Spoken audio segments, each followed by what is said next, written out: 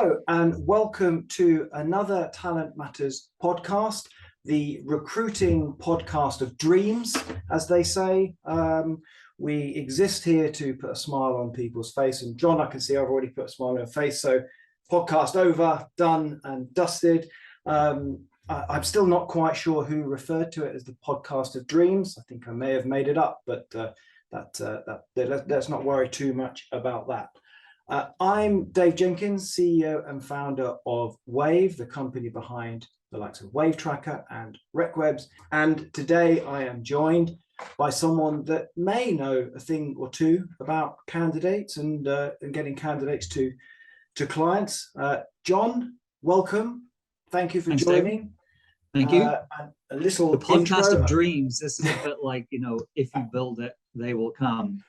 I'm excited. Well, perhaps, yeah, perhaps we'll see. We'll see who turns up at the door. But yeah, let's build it and let's see. But I'll a brief intro to you, Jon, and then I'll let you fill in the blanks because no doubt I shall miss something. But Jon, for those of you that don't know, is the CEO of Totaljobs, a very, very well-known job board that I have worked with for about 20 years. I think it was 2000. I'm going to test you now.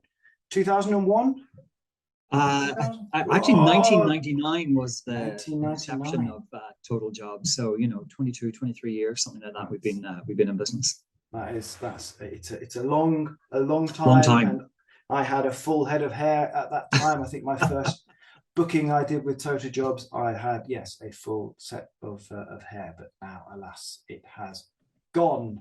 And Jon, you've been there for 3 years. I was trying to work it back, and like a lot of people, I sort of the last couple of years have been a bit of a blur. We sort of skipped a year in 2020, didn't we? But so that would have been, you joined just before COVID, right? I did back end of 2019, November 2019, and obviously we all know we went into lockdown in March. So had a couple of months to get to know everybody before we all went home. So yeah, interesting start into a new job for sure. What a time! And actually, it's quite a funny time, wasn't it? I mean, it wasn't a very funny time. It was quite a dreadful time for a lot of people. But in terms of starting a new job, you couldn't. No one would have predicted it. But I mean, that must have thrown everything right out of the window. 2 months in, probably just starting to know where things are, and suddenly everyone has to go home. How was that? I think with any challenging situation, you have elements that drive changes in behavior that are helpful, and obviously other elements that create challenges that are really not helpful. And I think on the side of the helpful piece, I sat down with a number of my team at the time, and we needed to have a complete rethink on our internal communication strategy. So I didn't know everybody in the company and across the organization. For those that don't know, Totaljobs is part of Stepstone. It's the third largest online recruiter in the world. And so it's a big organization. And I think for me, one of the positives that came out of it and actually helped me embed myself as CEO here was just that hyper attention to communication, because we were all sitting on our kitchen tables for quite some time. And unless you're intentional about that stuff, you're going to miss out on an awful lot. And as someone who's new in an organization and have the responsibilities that I had in that organization, obviously that's just not an option. And so to some degree, a lot of that hard work and effort that we decided upon right there at the beginning has sought to, I guess, make my ability to make changes in the organization much, much stronger, just because there's such open and clear and honest communication between myself and the team. So that's perhaps maybe the good side of what was a terrible situation for a lot of people. What a kind of baptism of fire to come into, and a lot of people had it when they were just starting jobs, and it was, hopefully we won't go back to those times again. And well, if we do, we're all a bit more wiser for it. Wiser. So I mean, Jon, you'll probably know that job boards is actually almost one of my favorite subjects to talk about. So firstly, thanks for coming on, and thanks for indulging me to be able to discuss job boards and the like. Of course, we will talk about those within the Stepstone network rather than any others. Well, you can talk about others if you want to. So thank you for indulging me on this. But I've got to start. You know where I'm going to start. Everyone watching this will be screaming at me if I don't address this giant elephant that's in our virtual room, Sure. and that's the pricing. So I'd be keen to get your input to it as everybody else would. My clients, Wave's clients, most of them are recruitment businesses. I have had all sorts of reactions from people, literally falling off chairs to screaming blue murder down the phone, and just complete shock at some of the new pricing that happened. So the question that everyone will want me to be hitting me over the head and asking me is, why on earth have you done it? And so let's start there. Tell us about it. Yeah, look, one thing I recognize is changes like this are a challenge for our customers and our team. And I know it's been a tough time for the folks internally at Totaljobs, and obviously externally for our customers as well. And so I think there's a good opportunity to have an open, honest conversation about what we're doing here, because ultimately the ability for our customers to hire is the fundamental reason why we exist. So, we want to make sure that businesses, they're empowered to win the right talent. Obviously, we know in the current market that it has always been that your business is successful if you can meet those goals or not. And for that, for a platform like ours, then like a level playing field is vital. It regardless of what your industry you're in, is the needs for your business to recruit are equally strong for others. And I think it's been widely known in the market, and it's been part of the UK market and other markets actually globally for the length of time I can think that online recruiters have been in play, that there's been different rates across different sectors, and some customers just benefiting from huge discounts in their advertising. And it's the first thing that kind of struck me when I joined 3 years ago, is just that disparity. And of course, I talked to a lot of people. I talked to customers, and I talked to the team internally, and there isn't really a fundamentally good reason why that is so. And I think what's crucial is we can see it right now at this present moment in time, that the shortage of talent is incredibly difficult for companies right now. And so making sure that we create a level playing field on our platform, so that if you come to Totaljobs, regardless of what you need to do, is you've got a fair and equitable rate. And as such, we deliver you a fair and equitable return for that rate. So, if you're a recruitment consultant, or you're coming directly, or you're an RPO, is that there's continuity there that really means that you're getting a fair return for your money. So I guess that's a little bit of background about what we're doing. And I think if you think about what is the net effect of what we're doing, is I think the first thing I'd say is that what customers and what we're all actually buying is what we're trying to do is get active quality candidates that help us make the hire.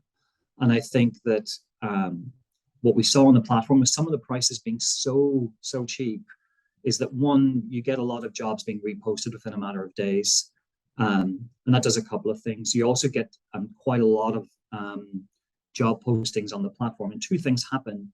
Is on the candidate side, we give a poor experience there, because actually their ability to get to that hiring conversation is reduced over time. And then because of those disparities on pricing, is everybody's performance is diluted when you have a large volume of ads on the platform where they're paying inequitable rates. Right? That's where the fairness kind of comes in. And when you consider like the challenge that we have today, then to be funneling, if you like, more of those candidates through to people that are paying less just really doesn't make sense. And I think that like what essentially happens on the platform, and we can maybe talk a little bit about like what we're seeing, is we see fewer jobs at a certain level on the platform. And that just means that everybody, customers wise on the platform, are benefiting from significantly higher performance. But then it also means that the candidate experience when they come onto their platform is infinitely better than it was before. And we operate in partnership with customers. And what that means is over time is that people looking for jobs will use Totaljobs more. And we know that over 60% of the applications that we generate, they're coming via Totaljobs owned channels. So this is like instant job matches, recommendations, email alerts, and things like that. That's just going to continue to increase and increase. So that means that our ability to help customers solve problems will grow in the future. And it also means that if you post a job advert on a platform, you'll get tons more performance today than you would have got a year ago. So I guess that gives you, like, I'm sure we can talk about like, you know, how it's going and what we're seeing and those aspects, but that should give you a little bit of an idea of like, why did we do what we're doing, and kind of what was the goal in being able to do that. And the goal really is to create a long-term platform where both customers and candidates can really fulfill their needs. And I think we're beginning to see the fruits of some of those tough decisions happening on the platform today. Yeah, I'm with you. Timing wise, I mean, this is, you guys have come under a bit of flack from a timing perspective, in where a lot of recruiters would say, you know, that they'd just managed to kind of come through COVID, you know, and there was lots of challenges there around recruiters. Obviously recruitment fell off the face of the cliff a little bit, but then came back very strong. The market came back very strong.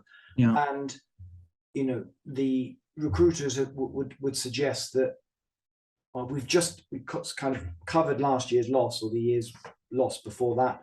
We're starting to have a good time, you know, and we're starting to get more jobs on. And now suddenly we've been smacked with, you know, a big increase. Was there any strategy behind the timing of it, or was it just as soon as you kind of made the decision, it was like, we're going to have to bite the bullet now, or was there some thought behind that, or how did that transpire? I don't think there's ever a good time for a business like ours, because obviously, you know, we're putting our people out there, and for the customers that we deal with, there's never a good time. So I recognize that, and I also recognize that depending on the level of discount that you were receiving as one of our customers, then the price increase would have been different, and in some instances they were pretty extreme.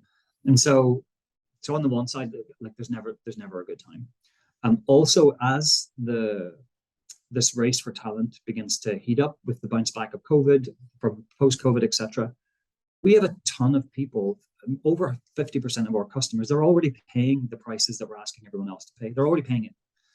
And so in that world where things begin to build up, and you think about the equity that you're trying to build in that platform, like where does the fairness or the unfairness sit? And I think for me, is our mission here is to help people find the right job, and is to help companies recruit the talent that they need to be successful in the future. And I think like what we saw originally is where customers maybe will take less job ads in their original package, and actually what we're seeing is those customers are seeing massively more applicants for each one of those jobs. And so when you consider, well, what are you actually buying? I mean, a job ad is just a proxy for good quality applications. And so we see every single one of those job ads performing massively better today than they were at the beginning of this year. So whilst there's a price increase for the job ad, there's a awful lot of investment going into the performance of that job ad. And we can see that across our competitive landscape as well. I think from my perspective, it's about how do we help customers understand what their return on investment is with our platform, with our products, which is obviously candidate database, as well as job ads and a multitude of other products. So it's about delivering that return. And we can see with some of the things that we're doing that return on investment is increasingly massively over time. So whilst it's a challenge and that first conversation is also always going to be hard, I don't think there was a good time, but actually, if I speak to customers who have basically renewed their advertising or come with us for the first time earlier in this year, we speak to them today, is actually the performance that they're seeing is more than offset in the prices that we're seeing for the job ads. And like I say, it means every single customer on the platform is performing equitably and getting a much, much better deal today than they were perhaps 12 months ago. I mean, again, I kind of appreciate the openness and candidness of the response. A lot of the Wave clients tend to be SMEs, smaller recruitment businesses, and maybe have 5, 10, 15 consultants. So, they feel that increase significantly. As a small business, they've had to pay more for their energy, they had to pay more for everything pretty much at the minute. Was there any consideration to those businesses as such that maybe have been reliant on Totaljobs as been their main source of candidates, and now they have to pay significantly amount more? So I'm thinking about the small companies, the underdogs, the little guys and girls out there. How did they come into the thought process? Because some businesses, they can swallow that increase. Yeah. The smaller businesses, it is so much more on a knife edge. Did that come into thinking when you were looking at the prices? For sure. So a couple of things that we did there. One, we engaged one of the largest consultancies in the world to come and basically just give us their experience of different markets, different businesses, similar industries, etc. Is like, what does best practice look like? What are the types of things that we need to encounter? How do we think about mitigating some of those risks? And a lot of it really was, like I mentioned before, is if your discount was historically high, then perhaps the price increase was higher than someone whose discount was historically low. So what we're trying to do is level the playing field, if you like. And that will have played out in our methodology about like how we arrived at the prices for smaller customers. But again, I come back to the point I made a second ago, is that what all of our recruiters are actually purchasing is applicants. And if you think about that, is like we post a job advert on our platform, and then our job is to go out there and use all of the channels available to us to find candidates who are actively or passively potentially looking for a new job, engage those in the advert of our customer, and then engage the candidate in an application experience that delivers that application into the recruiter. And we can see year over year, we're seeing over 100% increase in the number of applications per job today than we were seeing at this time last year. Now, I completely understand that different industries, different categories, etc., will experience varying degrees of performance over that period of time. But that is a true delivery of what we're doing, 100% increase. And ultimately, like I mentioned before, those customers that are working with us today are benefiting from that. And, like, to call it out is if our chief concern here was just about making money, then we could keep advert prices historically low. In fact, we could make them even lower and sell way many more ads. And then all that would happen is everybody on the platform would get an even worse performance, but we would make more money. But actually, that's not the point of what we're trying to do here. This is about delivering a great candidate experience, and make sure that if you're a customer and you want to come to the Totaljobs platform, I guarantee you get a fair result and you get fantastic performance. And that's what people need. Businesses need predictability in the future. And that's what you can expect from us. I think, it is fair to say, on one hand, it's easy to just sort of chuck pelters at you guys in terms of putting the price up.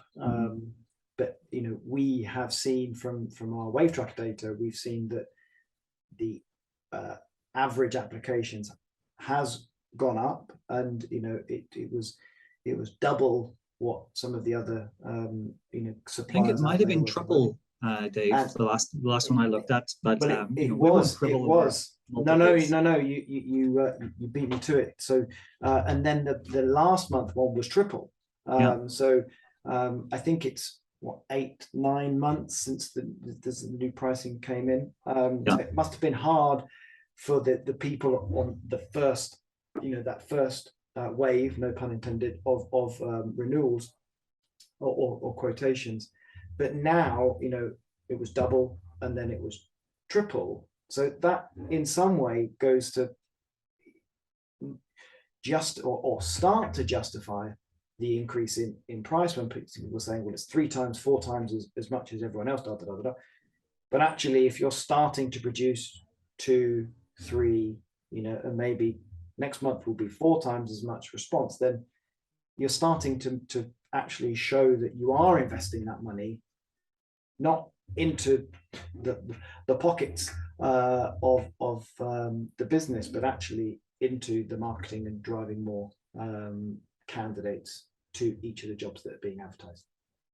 And that is 100% what's happening. Is our goal here is to help people find the right job.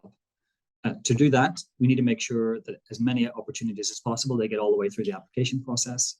And also we need to make sure that customers feel confident that if they post a job advert on our platform, they're going to get great service and delivery with that. And I think you can see that in the results. They speak for themselves. And I think what a lot of our customers are finding is having Totaljobs as their kind of first supplier is actually a lot of the applications that might exist on subsequent platforms are actually covered on Totaljobs anyway. So you can potentially just corner much larger part of the market. Obviously, we're all looking for unique candidates as come through to our job ads. And I think that uniqueness, when you're delivering 3 times more than the competition, is really valuable for customers, for clients, for recruiters, being able to get first to market and have the first conversation with those candidates. Yeah. Now, so we talked about clients. I've got to ask you the reaction of the team. How did you? I mean, this is a tough journey to go on, right?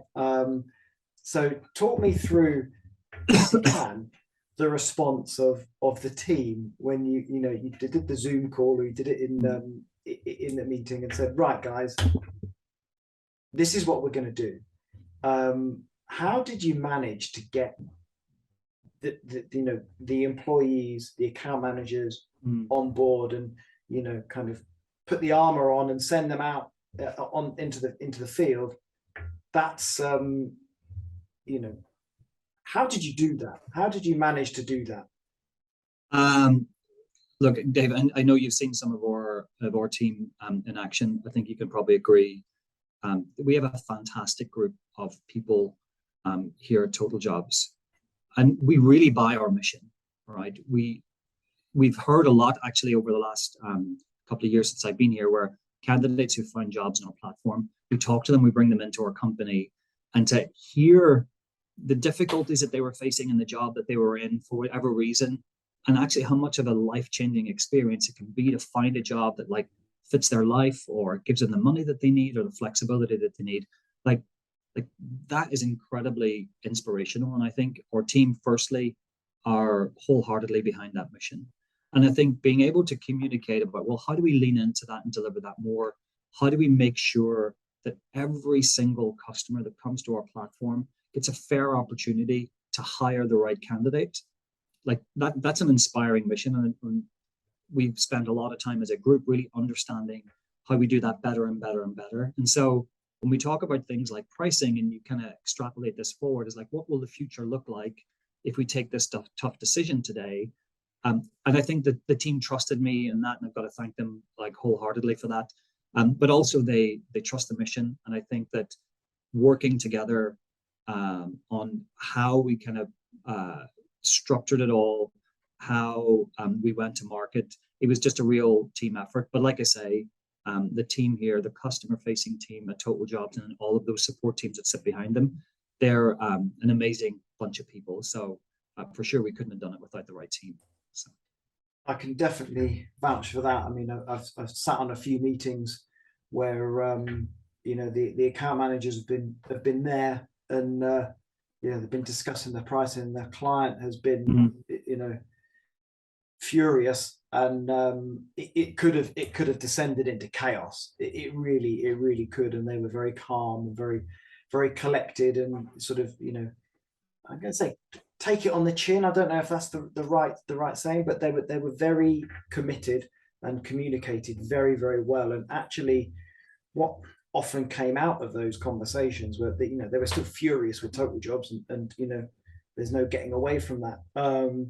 But they nearly always came back and said, the account managers or account manager was really good, and they almost like sympathized with them. The account managers were almost like there was none of that angst towards the account managers, which is about as best as you can actually hope for, I guess, at that particular point, because you are delivering bad news and promising a greater response in the future, but at that very moment in time, that's not to be known. So the only thing I can say, and I speak to like all of our customers, either you're with us or maybe you've been with us in the past,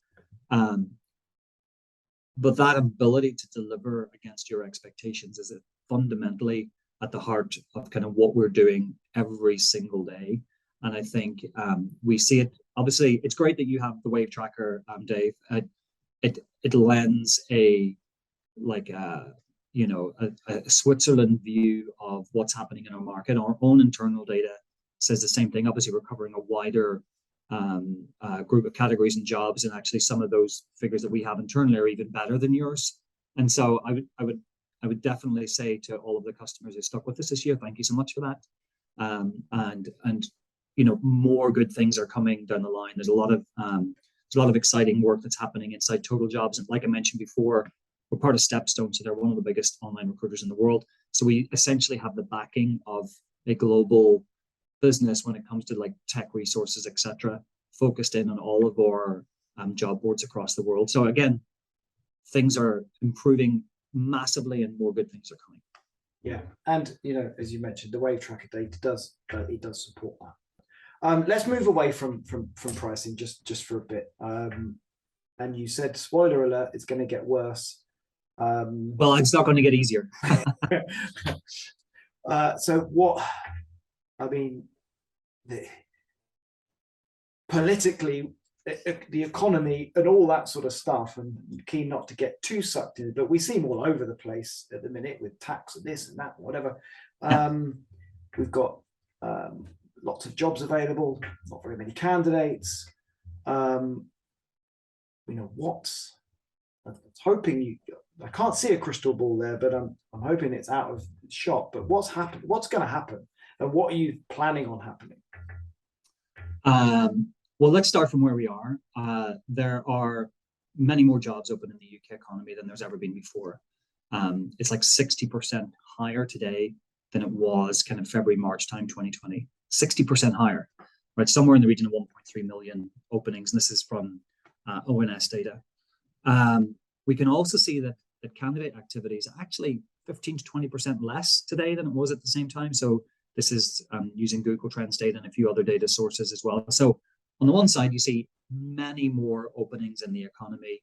We see fewer people available for those openings. Essentially, even with a potential recession in the future, we're essentially at full employment. There's like under 4% unemployment in the UK. So that's where we are right now. I think I mentioned a little bit more about what businesses need to see in the future is consistency in order to plan. Clearly, the last week hasn't been very consistent, and I think there's a lot of confusion and questions politically from what's been rolled out this week. But so leave that to one side, and you can kind of go, hey, in the next 6 months, we're going to see a more challenging economic environment than we have in the past. So you'll see some kind of correction there, where perhaps there'll be fewer job openings happening in the market. But consider where we are; it's 60% higher than where it was at the beginning of 2020. Jon, And so, do you know why we've got so many jobs? Like, how did we become 60% higher than before? yeah, and so I think there's a number of factors I think that are playing in here, and I'll actually talk about them a little bit. Is in general, right?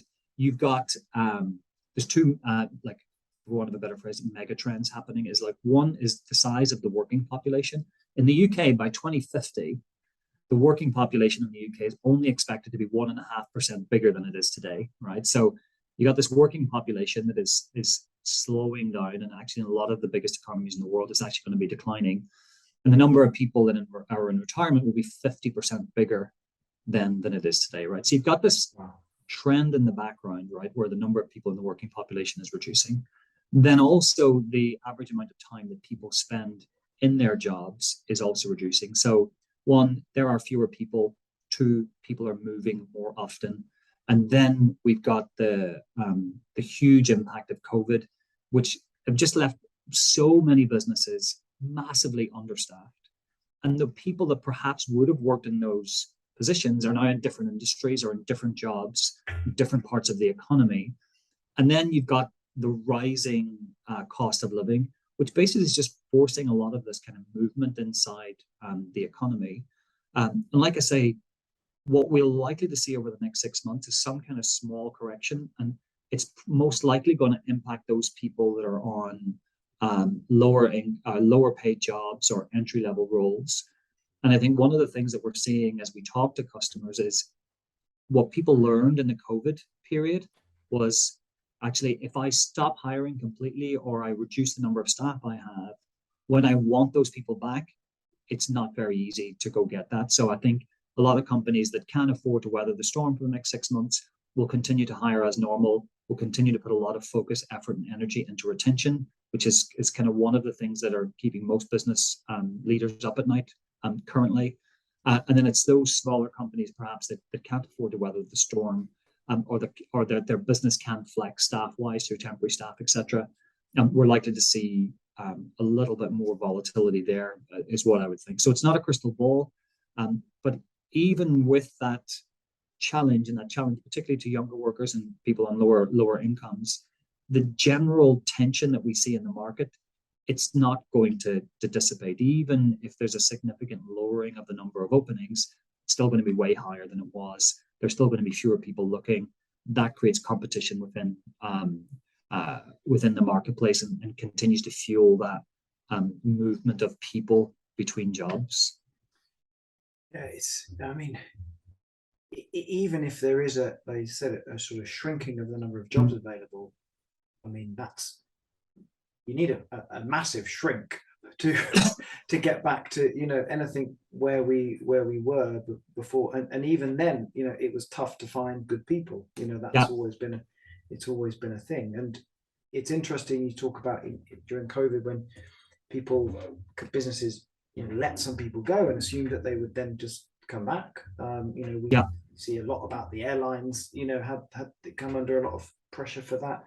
So it's the big companies, but then also smaller businesses as well, that people have gone out and they've either found a new career, they've taken early retirement, or just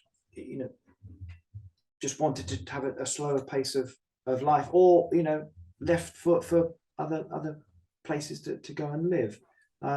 One question that a client put to me a little while ago was, are we expecting, with the cost of living going up, are we expecting some of those people that maybe did take an early retirement type lifestyle to maybe come back to the workforce, to come back because suddenly they've had their energy bill double and they think, maybe my sort of half pension that I've got isn't going to last, so they go back into the workforce?